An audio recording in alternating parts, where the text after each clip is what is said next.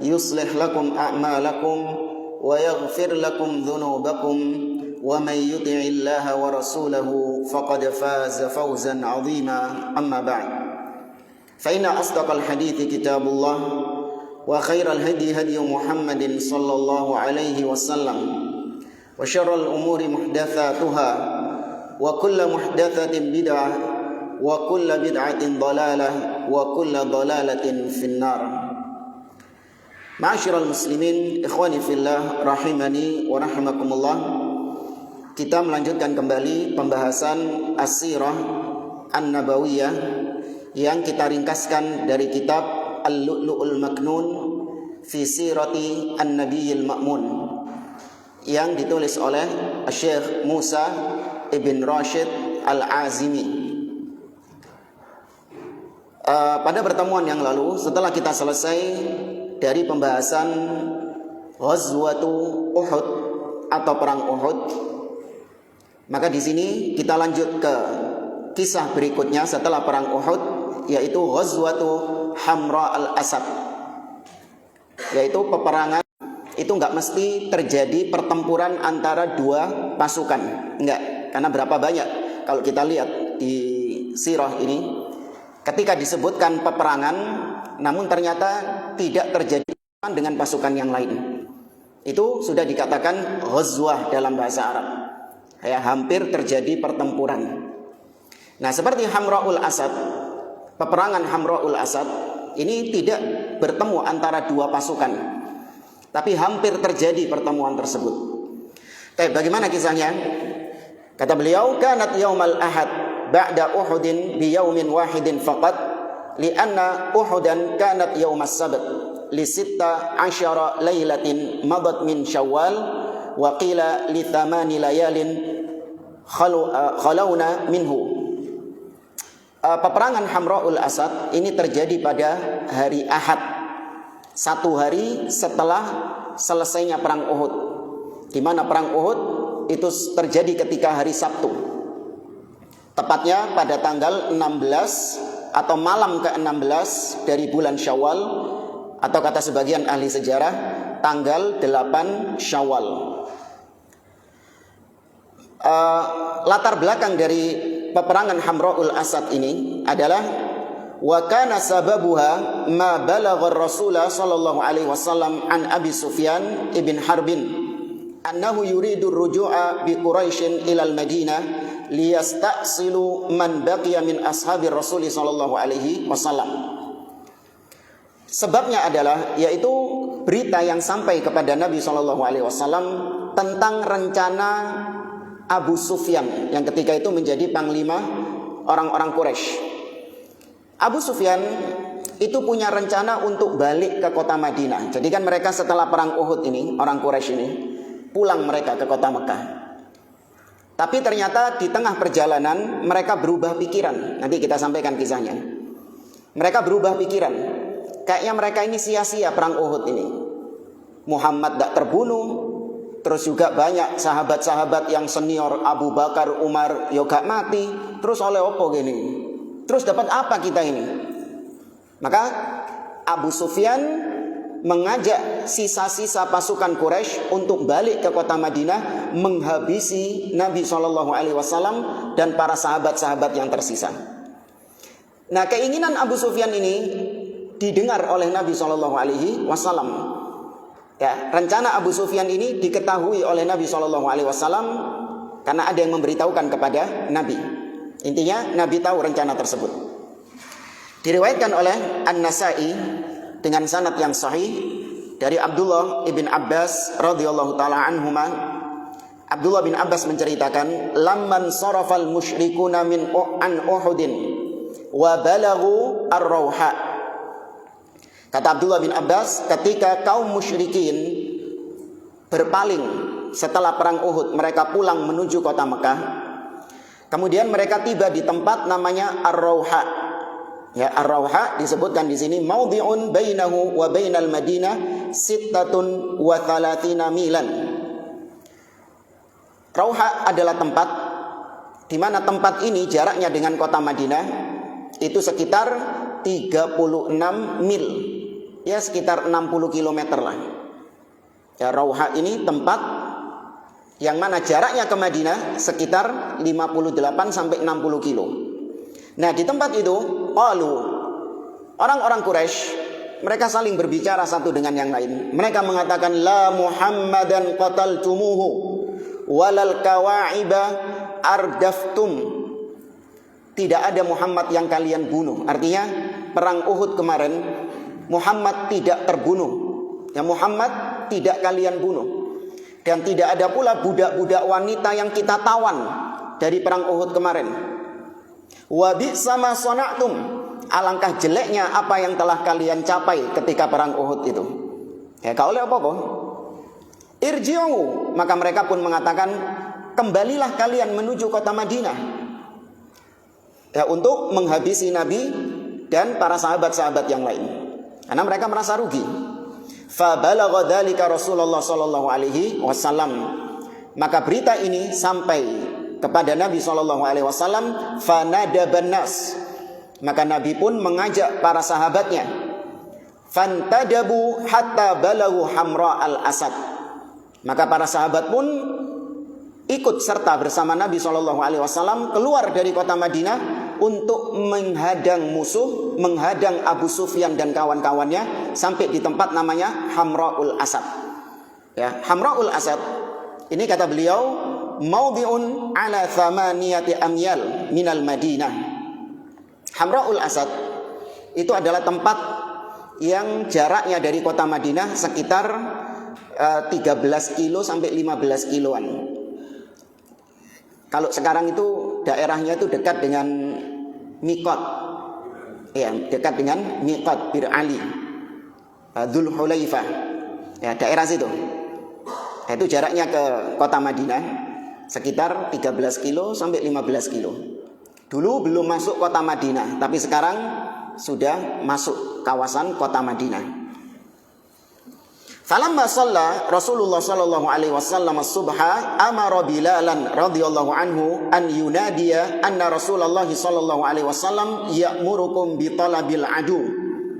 Ketika salat subuh hari Ahad ini, ketika salat subuh, setelah selesai salat subuh, maka Nabi memerintahkan Bilal untuk mengumumkan kepada para sahabat bahwa Rasul sallallahu alaihi wasallam memerintahkan kalian untuk menghadang musuh.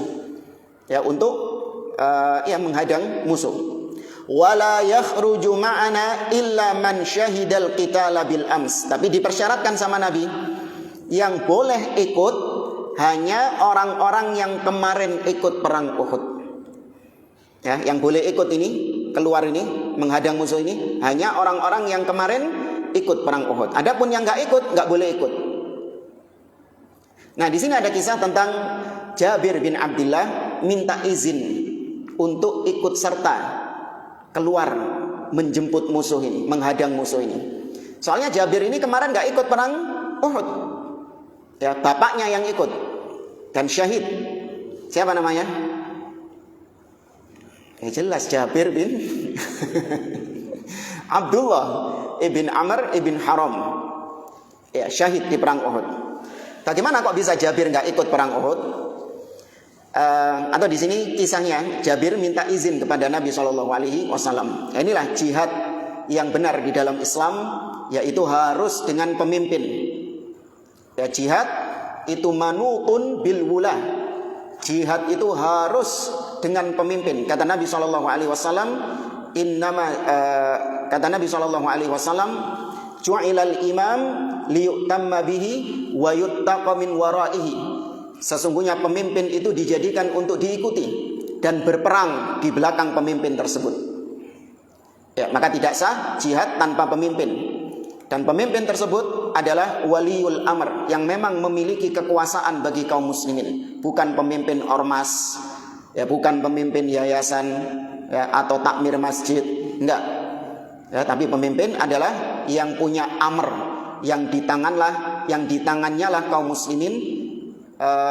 Yang di tangannya lah kaum muslimin dikontrol atau dikendalikan. Ya, kalau di negeri kita presiden. Ceritanya Fakallama Jabir radhiyallahu anhu Rasulullah sallallahu alaihi wasallam. Jadi setelah Bilal mengumumkan bahwa Nabi meminta kalian untuk menghadang musuh, maka Jabir pun berbicara kepada Nabi sallallahu alaihi wasallam. Jabir berbicara kepada Nabi. Kata Jabir, "Ya Rasulullah sallallahu alaihi wasallam, inna abi kana khallafani ala akhwatin li sab'in aw qala tis'in." Wahai Rasulullah, kemarin itu ayahku yaitu Abdullah ibn Haram memerintahkan aku untuk tidak ikut perang Uhud karena menjaga saudari-saudariku. Ya, menjaga saudari-saudarinya. Yang mana saudariku itu ada 7, atau dalam riwayat yang lain ada 9. Waqala, dan ayahku mengatakan kepadaku, kata Jabir, "Ya bunayya, wahai anakku, innahu la yanbaghi li wala lak an natruka haula'in niswata la rajula fihinna." Wahai anakku, sesungguhnya enggak pantas bagi saya atau bagi engkau untuk kita meninggalkan wanita-wanita tanpa ada lelaki. Artinya kalau kita dua orang ini, ya kita berdua ini ikut perang Uhud semuanya, maka wanita-wanita ini enggak ada laki-laki yang menjaganya. Itu enggak pantas bagi kita. Kemudian walastu billadhi u'thiruka bil jihad ma'a Rasulillah sallallahu alaihi wasallam ala nafsi. Dan aku tidak akan mendahulukan engkau untuk berjihad bersama Rasul sallallahu alaihi wasallam. Maksudnya kalau dipilih 2 orang, ya salah satunya kan harus menjaga wanita-wanita ini. Ya, kalau disuruh milih, aku tidak akan mendahulukan engkau, tapi aku akan mendahulukan diriku sendiri untuk ikut perang bersama Nabi sallallahu alaihi wasallam. Ya. Kalau kita yang jadi itu gimana? Inte sing budal. Anak tak nang bet ae. Yo kok harim-harim iku lho sakno. Ya ala ihanu ngono. Wis ente sing budal, fadhol ngene. Kok ya sakake pahalane ngene. Tapi kata ayahnya Jabir bin Abdullah, aku tidak akan mendahulukan dirimu daripada aku untuk berjihad bersama Nabi sallallahu alaihi wasallam. Fatakhallaf ala akhwatik. Maka kata ayahnya Jabir bin Abdullah, maka menetaplah engkau di kota Madinah, jangan ikut berperang demi untuk menjaga saudari-saudari perempuanmu ini. Fatakhallaftu alaihinna. Kata Jabir bin Abdullah, maka aku ya Rasulullah tidak ikut perang Badal, tidak ikut perang Uhud dalam rangka menjaga saudari-saudariku ini. Wala uhibbu an tatawajjaha wajhan illa kuntu ma'aka. Tapi sekarang ini aku tidak ingin kau pergi ke suatu tempat kecuali aku ingin menyertaimu di situ. Fa'dhan li akhruj ma'aka. Maka kata Jabir bin Abdullah, maka izinkan aku ikut keluar bersamamu ya Rasulullah. Ya, harus dengan izin pemimpin. Fa'adzina lahu Rasulullah sallallahu alaihi wasallam. Maka Rasul pun mengizinkan Jabir bin Abdullah untuk ikut ya dalam hal ini. Padahal Jabir bin Abdullah bukan termasuk orang yang kemarin ikut perang Uhud. Falam yakhruj ma'ahu ahadun lam yashhadil qitala yauma Uhudin ghairahu. Dan tidak ada sahabat lain yang juga ikut perang Uhud, yang juga ikut peperangan ini selain Jabir bin Abdullah. Artinya sahabat-sahabat yang kemarin gak ikut perang Uhud itu gak ada yang diizinkan sama Nabi. Cuman Jabir bin Abdullah tok yang diizinkan sama Nabi untuk bisa ikut, padahal dia gak ikut perang Uhud. Paham ya maksudnya ya? Ya. Kemudian wasta'dzana Abdullah ibnu Ubay ibni Salul Rasulullah sallallahu alaihi wasallam bi an yadhhaba ma'ahu fa aba alaihi Rasulullah sallallahu alaihi wasallam dzalika wa raddahu. Dan ada yang minta izin juga untuk ikut, yaitu Abdullah ibn Ubay ibn Salul, ya Ra'sul Munafiqin. Ya, melok jaluk izin pisan deh. Apa tujuannya? Carmu. Apa carmu? Boleh rai, cari muka. Ya, dan tujuannya untuk ya memporak-porandakan barisan kaum muslimin sebagaimana kebiasaannya di peperangan-peperangan yang kemarin. Ya, tujuannya untuk menebarkan fitnah, menebarkan keraguan-raguan, ya, untuk membuat kaum muslimin surut semangatnya, Ya, mereka nggak niat ikut perang dalam rangka membela agama Allah Subhanahu wa taala, bukan karena cinta kepada agama Islam, tidak. Ya, tapi untuk membuat fitnah. Namun Nabi Shallallahu alaihi wasallam tidak mengizinkan dan diusir oleh Nabi Shallallahu alaihi wasallam. Kemudian khurujur Rasul Shallallahu alaihi wasallam ila Hamra al-Asad. Mulailah Nabi Shallallahu alaihi wasallam keluar menuju Hamraul Asad. Hamala liwa al-muslimina Ali ibnu Abi Talib radhiyallahu anhu. Dan yang memegang panji ketika itu, panjinya kaum muslimin adalah Ali bin Abi Talib radhiyallahu taala anhu. Wasta'mala Rasulullah sallallahu alaihi wasallam 'ala al-Madinah ibnu Ummi Maktum. Sedangkan Nabi memerintahkan Abdullah bin Ummi Maktum untuk menjadi pemimpin sementara di kota Madinah. Ya, untuk menjadi pejabat sementara, PLT ya, PLT di kota Madinah. Wa kharaja Rasulullah sallallahu alaihi wasallam wa huwa majruhun fi wajhihi. Perhatikan di sini jamaah, Nabi sallallahu alaihi wasallam keluar dari kota Madinah untuk menjemput dan menghadang Abu Sufyan dan kawan-kawannya dalam kondisi Nabi sallallahu alaihi wasallam terluka wajahnya. Wa masjujun fi jabhatihi, dan dahinya Nabi Shallallahu alaihi wasallam juga terluka. Waqad kusirat robaiyatuhu, dan gigi Nabi Shallallahu alaihi wasallam patah. Ya, karena perang apa? Perang Uhud, ketika dipukul sama Ibnu Qami'ah kemarin itu. Patah giginya Nabi Shallallahu alaihi wasallam. Wa huwa mutawahhinun mankibuhul aiman min darbati Ibni Qami'ah. Demikian juga pundak Nabi Shallallahu alaihi wasallam yang sebelah kanan itu terkena pukulan pedangnya Ibnu Qami'ah. Ya, masih berasa sakitnya, ya apa sedino. Masih baru sehari dari perang Uhud. Wa rukbatahu majhusyatani. Demikian juga lutut Nabi, kedua lutut Nabi Shallallahu alaihi wasallam itu terluka karena Nabi pernah terperosok lubang, ya. Yang pernah kita kisahkan, lubang yang dibuat oleh Abu Amir Al-Fasik, jebakan, dan Nabi terperosok di situ, menjadikan lutut Nabi Shallallahu alaihi wasallam terluka. Wa kharaja ma'ahu jami' man hadara al-qitala bi Uhudin ala ma bihim minal jirah wal qarah. Dan semua sahabat yang masih hidup, dari peperangan Uhud kemarin, mereka semua ikut serta, tidak ada satupun yang mangkir dengan luka-luka yang ada pada mereka semuanya. Ya, ini sekali lagi, kalau kita yang jadi mereka gimana? Afwan, loro kabeh ana. Hah? Ayo. Padahal kiri besar di TikTok ini. Ayo. Nah, ini keistimewaan para sahabat. Dengan luka-luka yang luar biasa, mereka tidak ada yang mangkir, tetap berangkat bersama Nabi SAW. Imam Al-Bukhari dan Muslim meriwayatkan dari Aisyah radhiyallahu taala anha, Allah Subhanahu wa taala menurunkan firman-Nya berkaitan dengan hal ini, yaitu dalam surah Ali Imran ayat yang ke-172. Allah mengatakan, alladzina istajabu lillahi walir rasuli min ba'di ma asabahumul qarh lilladzina ahsanu minhum wattaqau ajrun azim. Yaitu orang-orang yang memenuhi panggilan Allah dan Rasulnya, ya, yang mengijabahi seruan Allah dan Rasulnya setelah apa yang menimpa mereka dari musibah-musibah, dari luka-luka yang ada pada mereka. Namun mereka tetap memenuhi panggilan Allah dan Rasulnya, mentaati Allah dan Rasulnya.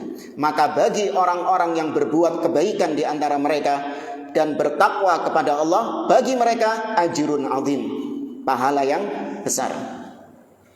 Qalat li Urwah, Aisyah berkata kepada Urwah, ya, Urwah ibn Zubair.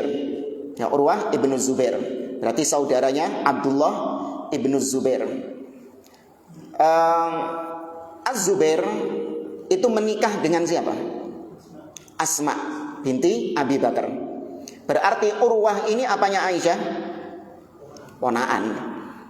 Ya, maka Aisyah mengatakan kepada keponakannya, yaitu Urwah, ya bena ukhti, wahai anak saudariku, ya maksudnya ponaanku. Kana abuka minhum Az-Zubair. Sesungguhnya di antara orang-orang yang Allah firmankan dalam surat Ali Imran tadi, lilladzina istajabu lillahi walir rasul, di antara mereka adalah ayahmu wahai Urwah, yaitu Az-Zubair. Wan sarafal musyrikuna khafa an yarji'u.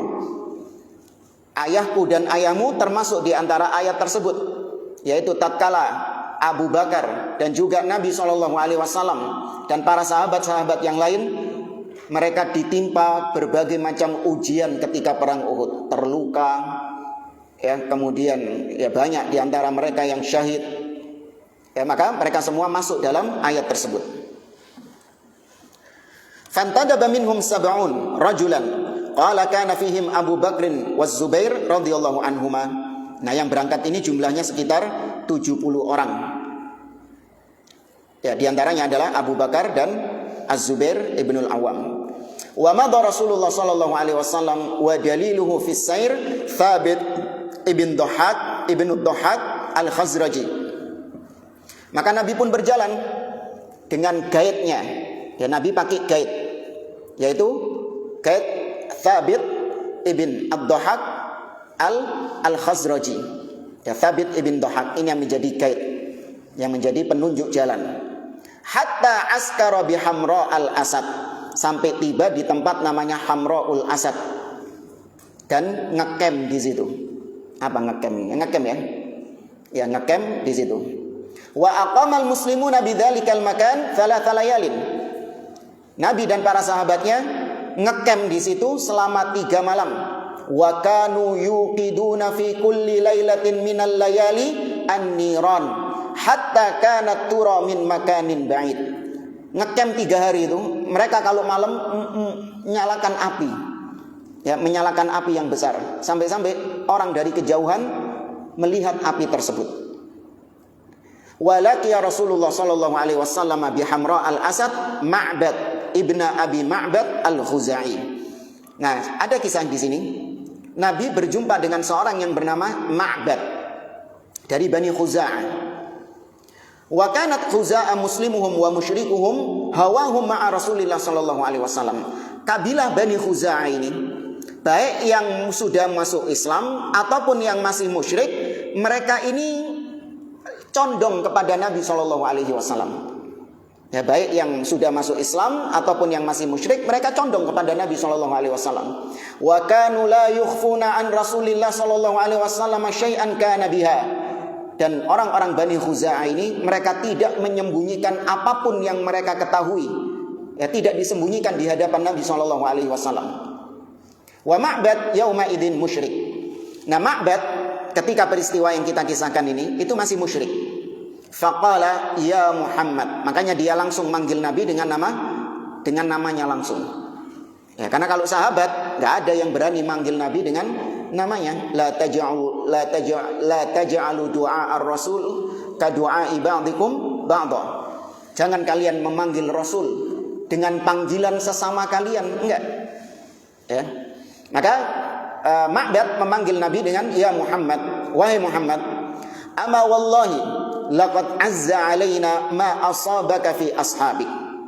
Kata Ma'bad, wahai Muhammad, sungguh berat bagi kami atas apa yang menimpamu dan menimpa sahabat-sahabatmu. Maksudnya ketika perang Uhud itu berat bagi kami. Artinya kami juga sedih. Wala wadidna annallaha afaka fihim. Dan aku berharap, ya, semoga Allah Subhanahu wa taala, ya, mengampuni mereka. Maksudnya mengampuni orang-orang yang syahid di perang Uhud itu. Tsumma kharaja hatta laqiya Abu Sufyan ibn Harbin wa man ma'ahu birrauha. Setelah ketemu, dia melanjutkan perjalanan, ya, ke arah kota Mekah. Ketika dia melanjutkan perjalanan, ketemu sama Abu Sufyan. Ya, ketemu sama Abu Sufyan. Dia habis ketemu Nabi, terus jalan ketemu sama Abu Sufyan di tempat Ar-Rauha. Ya, tempat Ar-Rauha tadi. Waqad ajma'u ar-raja'a ila Rasulillah sallallahu alaihi wasallam wa ashabihi. Sedangkan Abu Sufyan dan kawan-kawannya, mereka sudah ijma', sudah sepakat semuanya untuk balik ke kota Madinah menghabisi Nabi sallallahu alaihi wasallam. Falamma ra'a Abu Sufyan Ma'badan, ketika Abu Sufyan melihat Ma'bad ini, Abu Sufyan mengatakan, "Ma wara'aka ya Ma'bad." Wahai Ma'bad, kau tadi ke sini, burimu ono apa? Belakangmu tadi itu ada apa? Maksudnya, kau tadi perjalanan ke sini melewati apa saja? Ya, ceritakan kepada kami. Kau ketemu siapa, terus apa yang ceritakan kepada kami. Ma wara'ak. Qal, maka kata Ma'bad, Muhammad.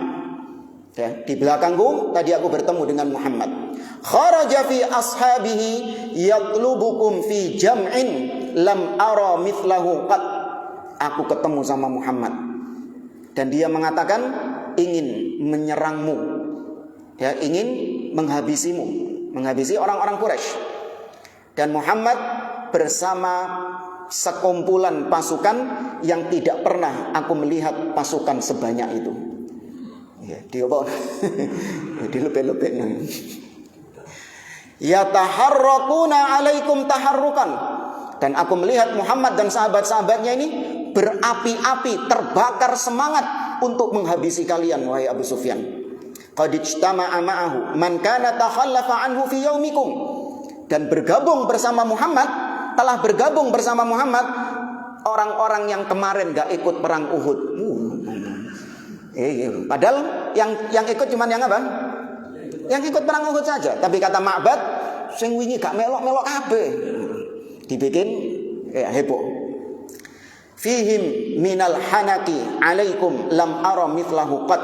Sungguh pada diri mereka ada dendam kesumat yang sangat luar biasa kepada kalian, yang aku gak pernah melihat ada orang dendam seperti dendamnya mereka ini. Qala Abu Sufyan. Abu Sufyan ketika mendengar ini mengatakan, "Waihak, ma taqul?" Celaka kau. Apa yang kau katakan tadi? Qal wallahi ma ara an tartahila hatta tara nawasiyal khail. Demi Allah, kata dia, aku tidak berpendapat, ya aku tidak melihat kau bisa pergi menuju mereka. Artinya aku berpendapat kalau kau nekat pergi menuju mereka, maka tidaklah yang kau lihat kecuali kau pasti melihat pertama kali ubun-ubunnya kuda. Ya, artinya pasukan ini saking akeh sing ketok ubun-ubune kuda tok. Kecuali yang kau lihat pasti ubun-ubunnya kuda itu. Kata Abu Sufyan, qal fa wallahi laqad ajma'nal karrata alaihim linasta'sila baqiyatahum. Demi Allah, padahal kita ini sudah kepengen balik ke kota Madinah untuk menghabisi sisa-sisa mereka. Qal, kata Ma'bad, fa inni anhaka an dzalik. Jangan, sesungguhnya aku mencegahmu dari hal tersebut. Ya. Fa khafa Abu Sufyan, maka Abu Sufyan pun takut, wa man ma'ahu, dan juga orang-orang Quraisy lainnya. Fa asra'u ila Makkah, maka mereka pun cepat-cepat balik ke kota Makkah. Ya. Wa indan sirafihim marra bi Abi Sufyan rakbun min Abdul Qais. Nah, ketika perjalanan ke kota Mekah, Abu Sufyan ini ketemu lagi sama rombongan dari Bani Abdul Qais. Ya, ketemu sama rombongan dari Bani Abdul Qais. Faqala lahum, Abu Sufyan bertanya kepada mereka, "Aina turidun? Kalian ini mau kemana?" Qalu nuridul Madinah. Kata mereka, kami mau ke Madinah. Abu Sufyan tanya lagi, "Walima? Ngapain kalian ke sana?" Qalu nuridul mirata. Ya, kami ingin untuk mencari makan, artinya jual beli makanan, kami berdagang makanan di sana dan kami beli makanan dari mereka. Intinya kami berdagang. Qal, kata Abu Sufyan, "Fahal antum muballighuna anni Muhammadan risalatan ursilukum biha ilaihi." Kata Abu Sufyan, "Mau ndak kalian aku mintai tolong untuk menyampaikan pesan kepada Muhammad?" Ya, sampaikan pesan kepada Muhammad. Wa uhammilu lakum ibilakum ghadan zabiban bi'uqadha idza wafaitumuha. Nanti kalau kalian mau melaksanakan permintaanku ini, nantinya kalian sampaikan pesanku ini kepada Muhammad, maka unta-unta kalian tak penuhi sama zabib, ya kurma-kurma kering, ya anggur-anggur kering, kismis, nah kayak kismis.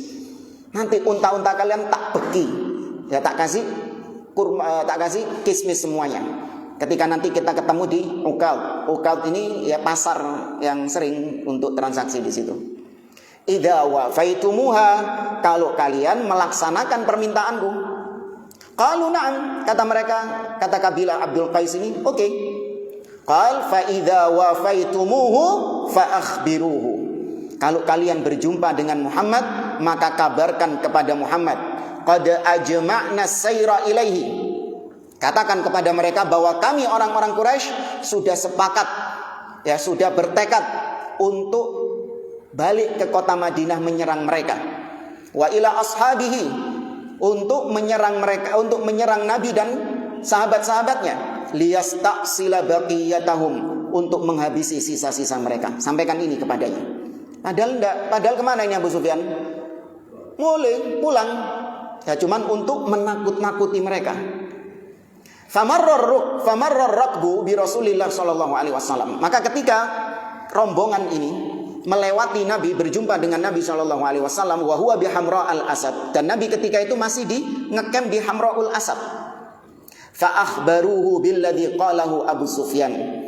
Maka dikabarkan apa yang disampaikan oleh Abu Sufyan itu, bahwasanya orang-orang Quraisy sudah bersatu padu untuk menyerang kalian, ya, untuk menghabisi kalian. Maka Nabi SAW mengatakan, hasbunallah wa ni'mal wakil. Cukuplah bagi kami Allah Subhanahu wa ta'ala, dan dia sebaik-baiknya pelindung, sebaik-baiknya penolong. Wa fi hadzal mauqif nazala qauluhu ta'ala. Nah, dari sinilah turun firman Allah Subhanahu wa ta'ala, lanjutan dari ayat yang tadi, surat Ali Imran tadi. Kata Allah, alladzina stajabu lillahi walir rasul war rasul min ba'di ma asabahumul qarh lilladzina ahsanu minhum wattaqau ajrun azim. Dan orang-orang yang mengijabahi panggilan Allah, seruan Allah dan Rasulnya setelah apa yang menimpa mereka dari musibah-musibah di perang Uhud, maka bagi orang-orang yang berbuat kebaikan di antara mereka dan bertakwa, bagi mereka pahala yang besar. Alladzina qala lahumun nas innan nasa qad jama'u lakum fakhshawhum. Yaitu ketika mereka diberitahu bahwasanya orang-orang Quraisy telah bersatu padu untuk menyerang kalian, wahai Muhammad dan para sahabatnya. Fakhshawhum, maka takutlah kalian kepada mereka, karena mereka ini sudah bersatu padu. Namun apa yang terjadi? Fazadahum imanan wa qalu hasbunallah wa ni'mal wakil. Bukannya malah takut Nabi dan para sahabat, justru iman mereka semakin bertambah dan mereka mengucapkan hasbunallah wa ni'mal wakil. Di sini ada pelajaran tentang salah satu poin dalam akidah ahli sunnah. Iman itu yazidu wa yanqus. Iman itu bisa bertambah dan bisa berkurang. Ini dalilnya. Ya, Allah mengatakan fazadahum imanan, maka bertambah keimanan mereka. Ya, menunjukkan iman seseorang itu tidak stabil dalam satu kondisi. Terkadang naik dan terkadang turun. Yazidu bit ta'ah wa yanqusu bil ma'siyah. Iman itu bertambah dengan ketaatan kepada Allah, dan iman berkurang dengan kemaksiatan kepada Allah Subhanahu wa taala. Ya. Allah Azza wa Jalla mengatakan dalam surah Al-Anfal, alladzina, kata Allah Subhanahu wa taala, alladzina yu'minuna bima unzilu, bukan. Di ayat pertama surat Al-Anfal, innamal mu'minuna alladzina idza dzukirallah wajilat qulubuhum wa idza tuliyat alaihim ayatuhu zadatuhum imanan wa ala rabbihim yatawakkalun. Allah mengatakan ketika dibacakan ayat-ayat Al-Qur'an kepada mereka, zadatuhum imana, bertambah keimanan mereka. Ya, dan banyak dalil-dalil lain yang menyebutkan iman itu bertambah. Kalau berkurang, apa dalilnya? Itu tadi iman bertambah. Kalau iman berkurang, dalilnya apa? Sama dalilnya juga itu tadi. Karena kullu syai'in yazdad yanqus. Segala sesuatu yang bisa bertambah itu pasti juga bisa berkurang. Ya.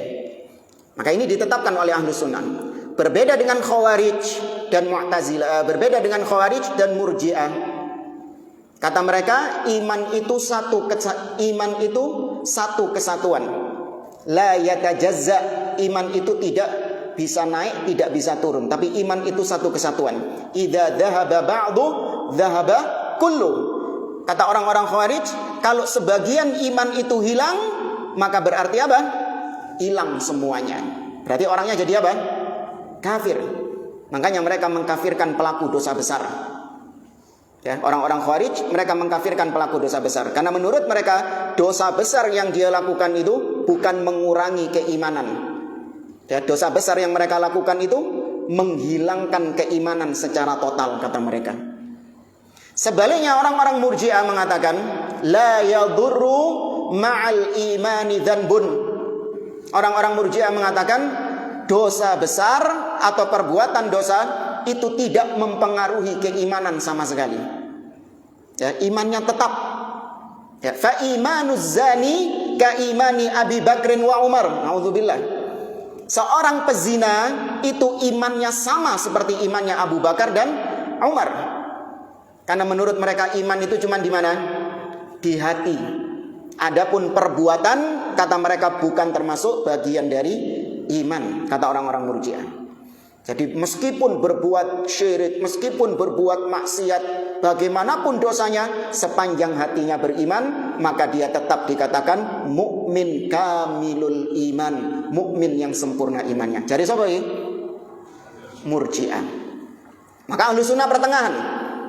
Ya, Ahlus Sunnah menghukumi pelaku dosa besar, mereka tidak dikatakan mukmin yang sempurna imannya, enggak.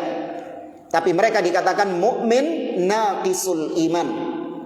Ya, orang mukmin yang berzina, mencuri, minum khamar, membunuh, mereka dikatakan mukmin tapi tidak sempurna imannya, kurang imannya. Ya.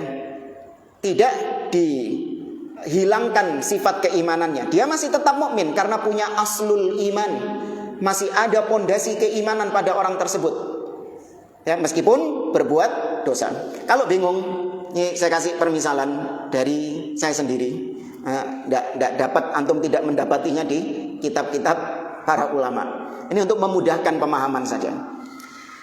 Orang Murji'ah, mereka itu melihat, memandang iman itu seperti baja.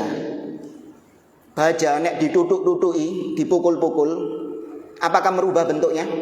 Tidak. Ya. Itu orang Murji'ah memandang iman itu seperti baja.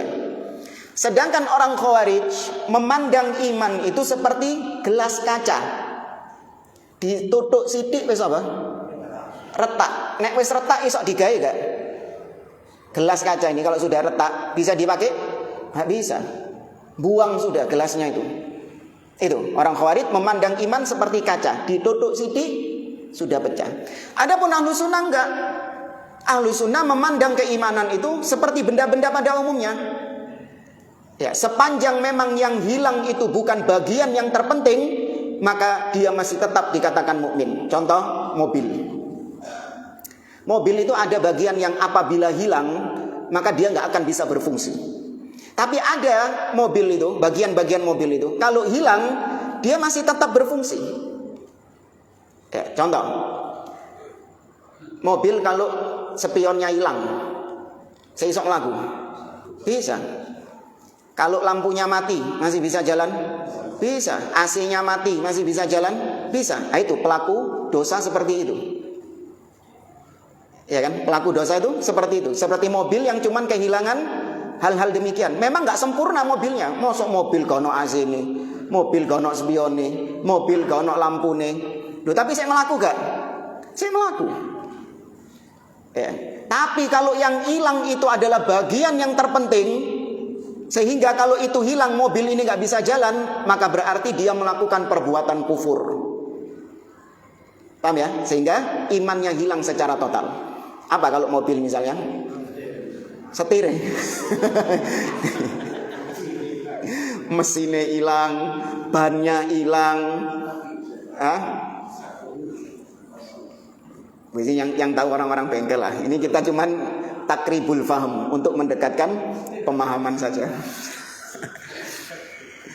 Sudah masuk? Belum? Masuk ya? Ya, itu Ahlus Sunnah memandang iman seperti itu. Jadi seorang ketika berbuat maksiat, ya berzina, mencuri, ya minum khamar, judi, riba, dusta dan yang lainnya, itu seperti mobil yang kehilangan pelengkap-pelengkapnya itu tadi. Tapi kalau seorang mukmin sudah berbuat syirik kepada Allah Subhanahu wa taala, maka itu seperti ibarat mobil yang kehilangan, itu tadi lah, mau mesin, mau setir, terserah antum lah. Intinya wis gak iso digawe maneh. Kita dengarkan antum terlebih dahulu.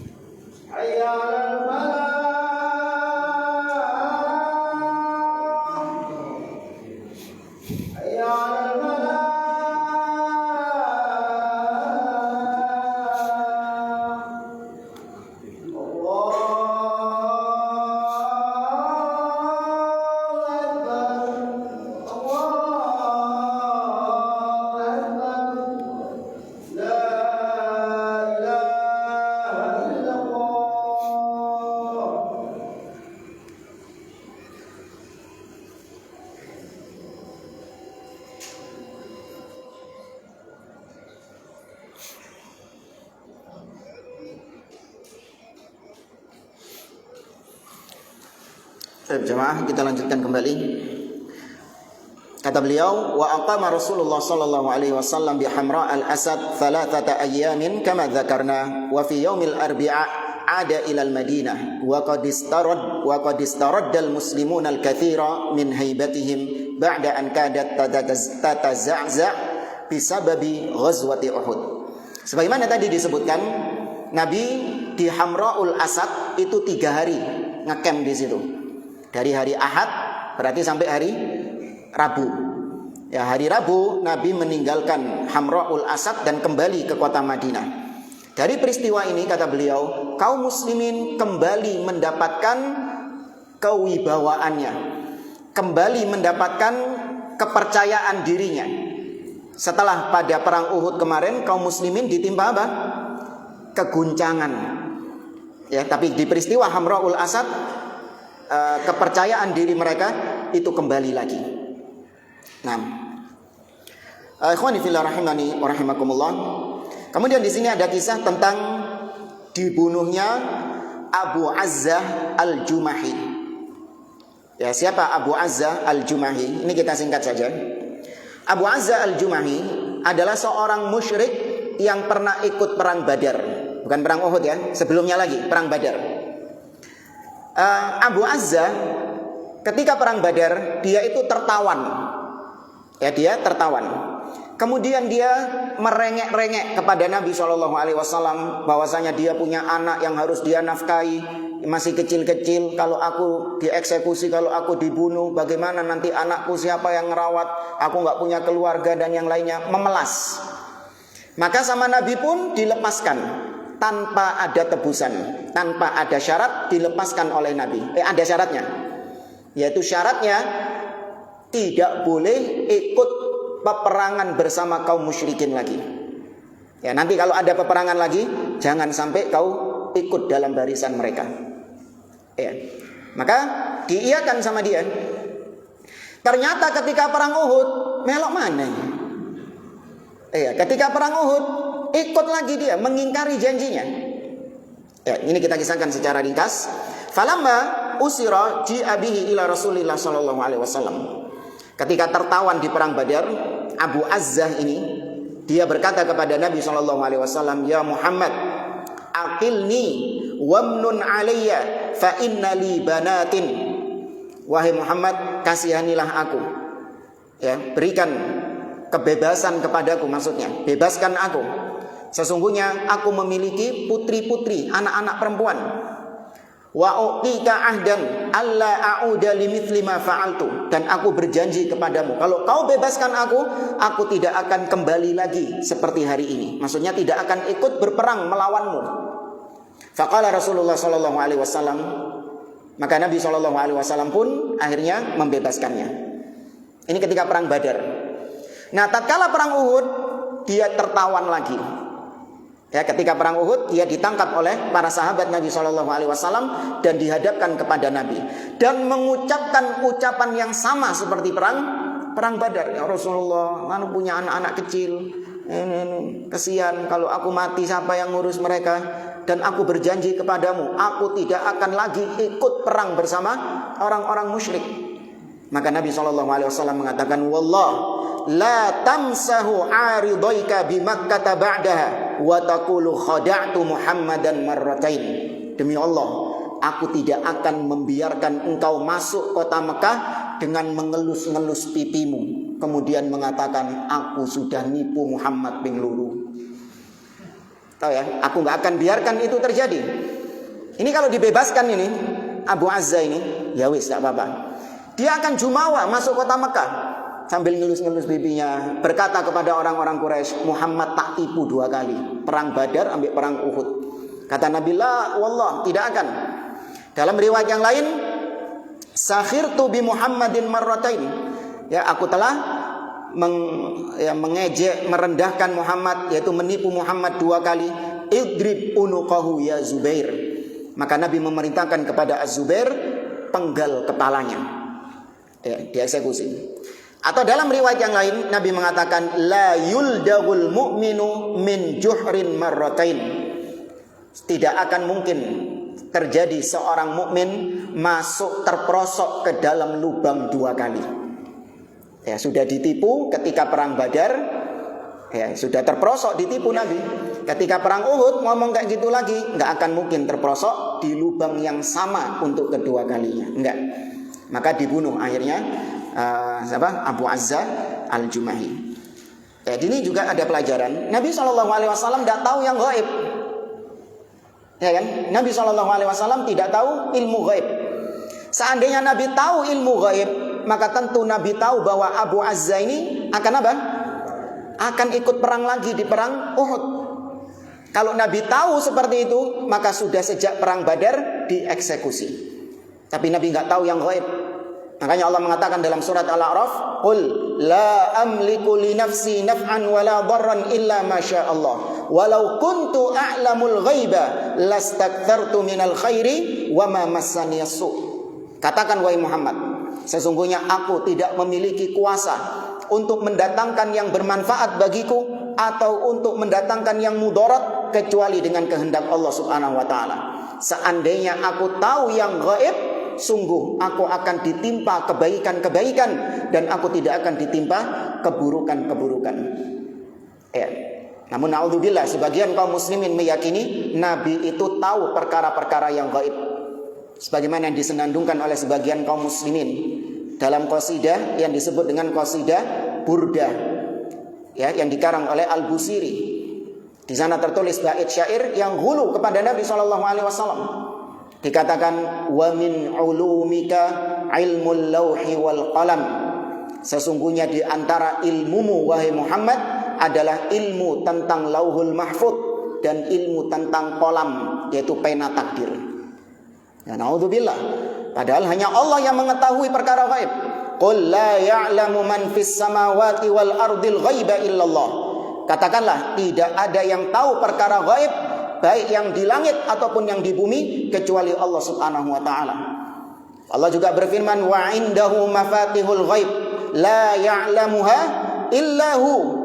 Dan di sisi Allah lah perbendaharaan ilmu gaib, dan tidak ada yang tahu ilmu gaib itu kecuali hanya Dia saja, Allah Subhanahu wa taala.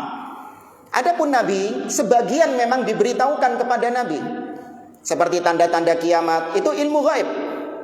Ya, nanti akan turun Nabi Isa, akan keluar Dajjal, Ya'jud dan Ma'jud, ya, tulu'us syams min maghribiha, terbitnya matahari dari arah terbenamnya. Ini perkara gaib bukan?